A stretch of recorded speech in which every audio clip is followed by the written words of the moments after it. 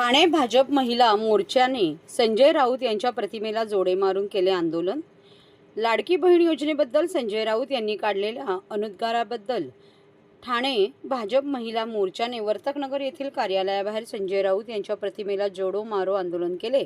आता फक्त प्रतिमेला जोडे मारले आहेत, यापुढे त्यांच्या विरोधात रस्त्यावर उतरून आंदोलन करू, अशी संतप्त प्रतिक्रिया यावेळी महिलांनी दिली। विधानसभा निवडणुकीत महायुतीने 1500 रुपये देऊन महिलांची मतं विकत घेतली, असे उद्गार संजय राऊत यांनी काढले होते। या मूळ महिला वर्गाचा अपमान झाला आहे, त्याचा निषेध करण्यासाठी हे आंदोलन छेडण्यात आले होते।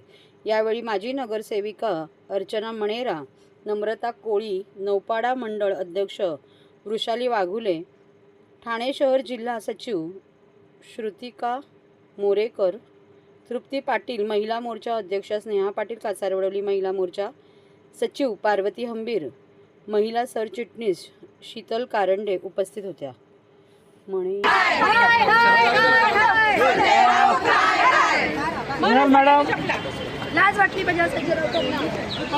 आज सकाळी जे संजय राऊत सारखे जे कोंबडा म्हणतात, सकाळी जो आरवणारा कोंबडा आहे, सायको जो आहे, त्यांनी सकाळी आज एक चुकीचं वक्तव्य केलं आहे, बहिणींबद्दल चुकीचं वक्तव्य केलं आहे की लाडली बहीण जे योजनामार्फत जे 1500 रुपये जे बहिणींना मिळालेले आहेत, तर ते त्यांनी असं आपल्या सरकारने त्यांना ते देऊन त्यांचे मतं विकत घेतले, असं संजय राऊतनी वक्तव्य केलेलं आहे। तर त्यांना हे वक्तव्य करताना त्यांना लाज वाटायला पाहिजे होती।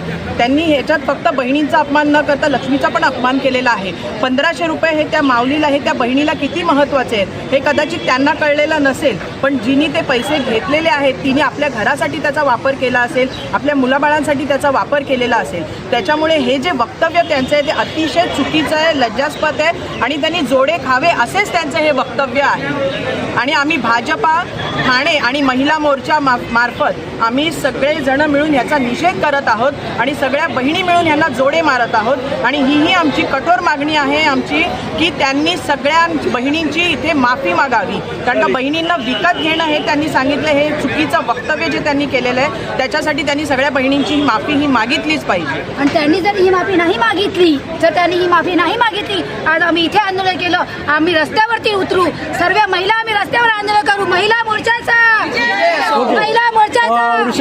खरं तर आपण सर्व अख्खा महाराष्ट्र बघत आहे की विधानसभेच्या विजयानंतर जे काही महिलांनी जो काही विश्वास असेल, जे काही प्रेम असेल, जे महायुती सरकारला दिलेलं आहे, हे कुठेतरी विरोधक पचवू शकत नाहीत, आजवर पचवू शकत नाहीत। जसा विजय डिक्लेअर झाला त्यानंतर राज्यभर याच विरोधी पक्षातल्या काही नेत्यांनी आंदोलनं केली आणि चुकीच्या संदेशाखाली स्वतःच्याच कार्यकर्त्यांना पळवतायत की बॅलेट पेपरवरती इलेक्शन घ्या। मला एक युवक म्हणून, कुठल्याही पक्षाची कार्यकर्ता म्हणून मी इथे बोलत नाही, एक युवक म्हणून मी विरोधकांना हे सांगते की तुम्ही ह्यातनं फक्त मूर्ख दिसताय। आज जग कुठचं कुठे पोचलंय। लोकसभेला जेव्हा EVM मशीने मतदान झालं त्यावेळेस तुम्हाला बॅलेट पेपर आठवले नाहीत, त्यावेळेस असलेल्या विरोधकांनी किंवा आमच्या पक्षाने, भारतीय जनता पार्टीने हा प्रश्न विचारला नाही। पूर्णपणे जो काही पराभव होता तो आम्ही पचवून घेतला, स्वीकार केला, काम केलं आणि पुन्हा जनतेतनं निवडून आलो। हे का विरोधक करू शकत नाहीत? का म्हणून यामध्ये लाडकी बहीण योजनेच्या महिलांना सतत त्यांचा अपमान केला जातो? का म्हणून ज्या योजना केल्या त्यांना सतत नावं ठेवली जातात? वर्षानुवर्ष जेव्हा तुमचं सरकार होतं, जेव्हा काँग्रेसचं सरकार होतं, त्यांनी महिलांबद्दल काय निर्णय घेतले, काय त्यांच्या उपयोगात निर्णय घेतले? काहीही निर्णय घेतले नाहीत। त्यामुळे मी वारंवार हेच म्हणते की या सरकारने, याच्या आधीच्या सरकारने स्वतः काही केलेलं नाही आणि हे दुसऱ्यांनाही काही करू देणार नाहीत, फक्त नावं ठेवणार। आणि महाराष्ट्राच्या जनतेने हे पाहिलेलं आहे आणि त्यामुळे तुम्ही विधानसभेमध्ये जो काही एक चांगला निकाल लागला तो ह्याचंच उदाहरण आहे की आता जनता संतापलेली आहे आणि आता जनतेने ठरवलेलं होतं की आम्हाला महायुतीला निवडून द्यायचं आहे आणि त्यामुळे तो निकाल लागलेला आहे। मी विरोधकांना एवढंच सांगेन की ह्या पचवून घ्या किंवा वेड्यासारखी जरी आंदोलनं केली, पुढे पुन्हा एकदा महापालिका इलेक्शन येणार आहेत, त्यामध्ये सुद्धा जनता तुम्हाला तुमची जागा दाखवून देईल।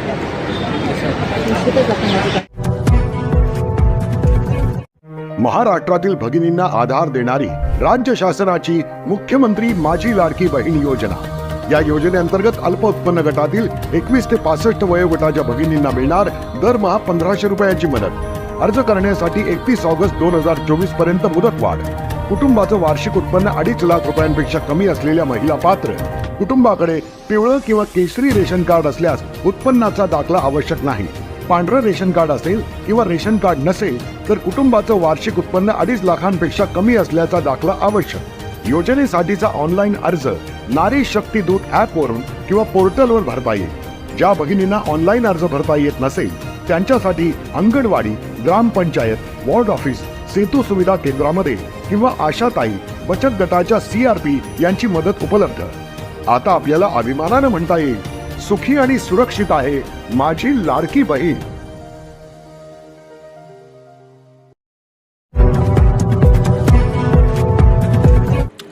महापालिका लोकशाही दिनाचे 6 जानेवारी रोजी आयोजन. 23 डिसेंबर पूर्वी निवेदन सादर करण्याचे नागरिकांना आवाहन. ठाणे महापालिकेचा पुढील लोकशाही दिन 6 जानेवारी 2025 रोजी होणार आहे. तरी नागरिकांनी जानेवारी महिन्याच्या लोकशाही दिनाच्या 15 दिवस आधी म्हणजेच दिनांक 23 डिसेंबर पूर्वी त्यांचे अर्ज निवेदने महापालिका भवन, नागरी सुविधा केंद्र येथे 2 प्रती सादर करावा. हे निवेदन दाखल करताना अर्जदाराने प्रत्येक निवेदनासोबत प्रपत्र 1ब सादर करणे आवश्यक आहे. प्रपत्र 1ब नागरिक सुविधा केंद्र येथे उपलब्ध करून देण्यात आले आहे. महाराष्ट्र शासन सामान्य प्रशासन विभागाकडील परिपत्रक क्रमांक प्रसुधा 1099 CR 239818 अ दिनांक 26 सप्टेंबर 2012 नुसार माहे डिसेंबर 2012 पासून लोकशाही दिनाच्या दिवशी नागरिकांची निवेदने न स्वीकारता हे निवेदन 2 प्रतीत लोकशाही दिनाच्या 15 दिवस आधी महापालिका कार्यालयात सादर करणे आवश्यक असल्याचे आदेश काढण्यात आले आहे. मुख्यालयातील या लोकशाही दिनामध्ये परिमंडळ लोकशाही दिनामध्ये ज्या नागरिकांनी आपली निवेदने सादर केली आहेत तसेच ज्या निवेदनावर 1 महिन्यापर्यंत कोणतीही कार्यवाही झाली नाही अशाच निवेदनांचा विचार करण्यात येईल. नागरिकांनी महापालिका मुख्यालयातील लोकशाही दिनामध्ये निवेदन सादर करताना परिमंडळ लोकशाही दिनामध्ये मिळालेला टोकन क्रमांक नमूद करणे आवश्यक आहे. अर्जदाराने एका अर्जात एकच तक्रार सादर करावी. एकापेक्षा जास्त तक्रारी असलेला अर्ज स्वीकारला जाणार नाही. त्याचप्रमाणे आस्थापना विषयक विविध न्यायालयात लोक आयुक्त यांचेकडे प्रलंबित असलेल्या प्रकरणाच्या तक्रारी, माहिती अधिकार कक्षेत येणारी प्रकरणे तसेच राजकीय पक्षाच्या, नगरसेवकांच्या, संस्थेच्या लेटर हेडवरील अर्ज अंतिम उत्तर दिलेले आहे किंवा देण्यात येणार आहे अशी प्रकरणे केलेला अर्ज तक्रार वैयक्तिक स्वरूपाची नसेल तर ते अर्ज स्वीकारले जाणार नाहीत.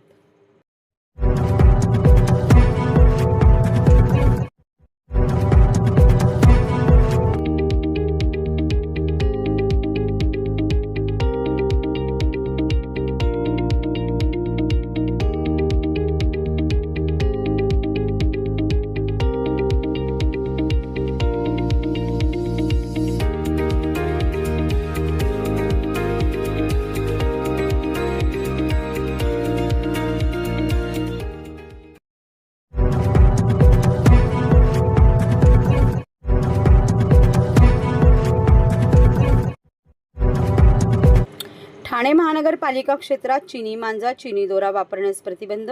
चिनी मांजांची विक्री होत असल्यास 8657887101 या टोल फ्री क्रमांकावर माहिती देण्याचे आवाहन. दक्षता पथकांमार्फत होणार तपासणी.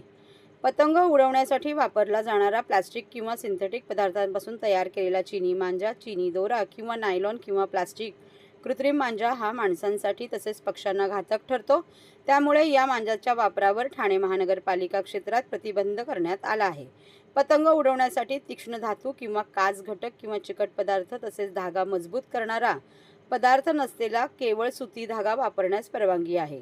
चिनी मांजा म्हणून ओळखला जाणारा हा धागा तयार करण्यासाठी बारीक चुरा केलेली काच, धातू किंवा अन्य तीक्ष्ण पदार्थांचा वापर करण्यात येतो. अशा धाग्याचे उत्पादन, विक्री, साठवण आणि वापर यावर राष्ट्रीय हरित न्यायाधिकरणाने निर्बंध घातलेले आहे. या धाग्याचे जैविकरित्या विघटन होत नसल्याने मलप्रणाली, जलनिस्तरण बाधित होते. तसेच असे पदार्थ खाल्ल्याने जनावरांनाही इजा होते. दक्षता पथकांमार्फत होणार तपासणी. चिनी मांजा तथा सिंथेटिक नायलॉन मांजांची विक्री, उत्पादन, साठवण आणि वापर टाळण्यासाठी प्रभाग समिती स्तरावर तपासणी आणि जप्ती मोहीम नियमितपणे राबवण्यात येणार आहे। त्यासाठी प्रत्येक प्रभाग समिती सहाय्यक आयुक्त स्तरावर कर निरीक्षक, स्वच्छता निरीक्षक, आरोग्य निरीक्षक, प्रदूषण नियंत्रण कर्मचारी यांचे दक्षता पथक तयार करण्यात आले आहे। तसेच स्थानिक पोलिसांनाही याविषयी माहिती देण्यात आली आहे। तक्रारीसाठी टोल फ्री क्रमांक, प्रतिबंधित सिंथेटिक नायलॉन मांजाची विक्री, उत्पादन, साठवण, पुरवठा किंवा वापर याबाबतच्या तक्रारी करण्यासाठी 8657887101 हा टोल फ्री क्रमांक नागरिकांसाठी उपलब्ध करण्यात आला आहे।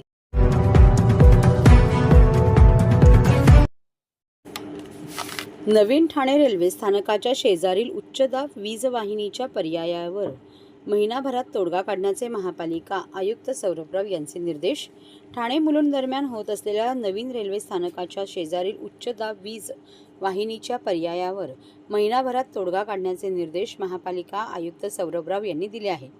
ठाणे आणि मुलुंड दरम्यान मनोरुग्णालयाच्या लगत ठाणे स्मार्ट सिटी अंतर्गत नवीन रेल्वे स्टेशन बांधण्यात येत आहे। यामध्ये रेल्वे परिचलन क्षेत्रामधील ट्रॅक बांधणे, रेल्वे स्टेशन इमारत बांधणे आदी अनुषंगिक कामे रेल्वेकडून, तर परिचलन क्षेत्राच्या बाहेरील डेक, रॅम्प आदी अनुषंगिक कामे स्मार्ट सिटीच्या वतीने करण्यात येत आहे।